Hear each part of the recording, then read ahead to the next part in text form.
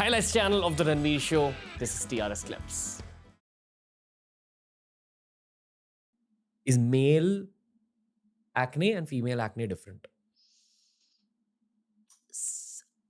Acne in a male and acne in a female is different because in general, I'm generalizing.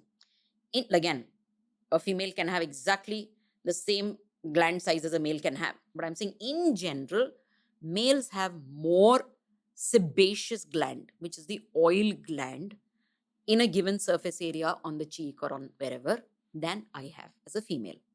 First difference. Second difference, your gland itself can be bigger than my gland. Two glands are usually influenced by hormones. Testosterone is one of the main hormones that influences the gland.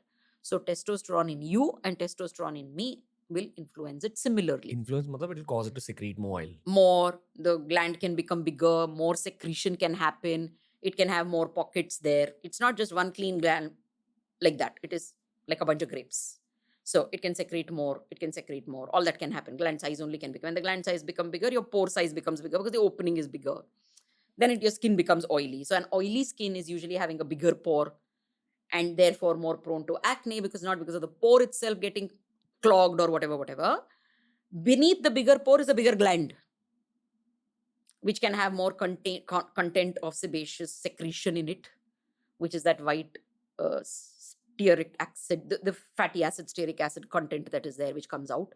If it didn't come out and got plugged from the top, and then it sits there, it gets inflamed, it gets infected and become an acne. That is your pimple, correct?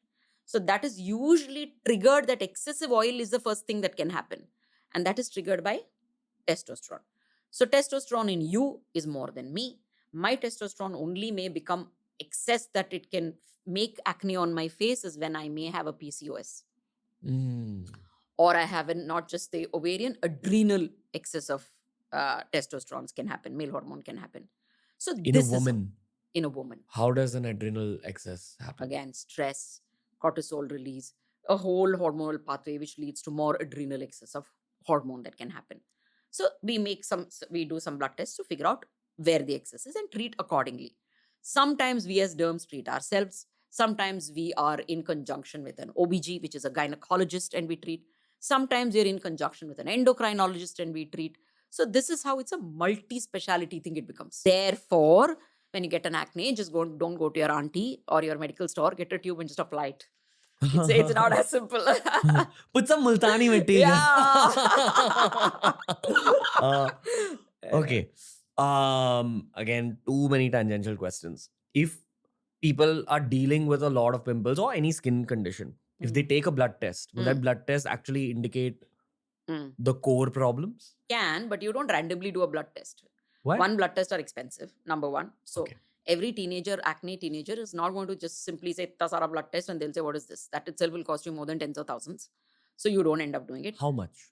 I think, I genuinely don't know because I don't have a tie-up with any lab. So I don't know. I have had patients come and say, "Doc, this costed me more than 10, 20,000. So something like that. If I give you a whole hormone panel, it can cost you something like that. My point is, unless I clinically examine you, like I said, for example, prolactin excess, if you have breast tenderness, as a man, if you have gynecomastia and breast tenderness, I may think, oh, maybe prolactin. I'll say, okay, prolactin kar do.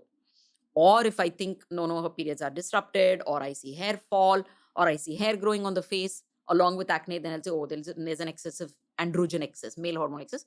Then I will check 2-3 androgens that I want to check. Then to see if it is adrenal or it is ovarian, I will check a few things.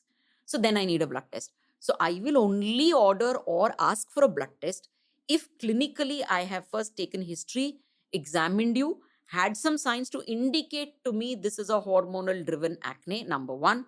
Two, then which hormone driven also I already know when I have done it. Most of the times just for the thrill of it, to show off. I tell my patients, we'll do all of these tests, but I'm telling you, these 3 will be disrupted, but these 2 I just want to make sure.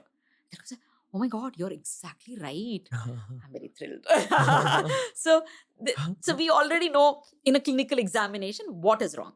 Only then will I ask for a blood test. Everybody doesn't have to do a blood test. Like, for example, insulin resistance. I get to know if you have a little darkness on the neck, the thick dark skin on the neck, what we call acanthosis. Darkness around this part, many men have that. So if I look at it and if you're slightly overweight, then I know, okay, there is acanthosis happening. Let us check insulin resistance, which means I will do a fasting insulin. I will also do something called as HbA1c to see your cumulative sugar and how you're assimilating it. I will get an idea. Then it could be this. Then I will give you certain medications to see how I can lower thing. I'll give you a dietary adjustment. I will do all of this. So that is the way I give you blood investigations, not like a random list and say, sab kara ke leke aao. So these are playlists made especially for you. We've tailor-made learning experiences for you. DRS Clips.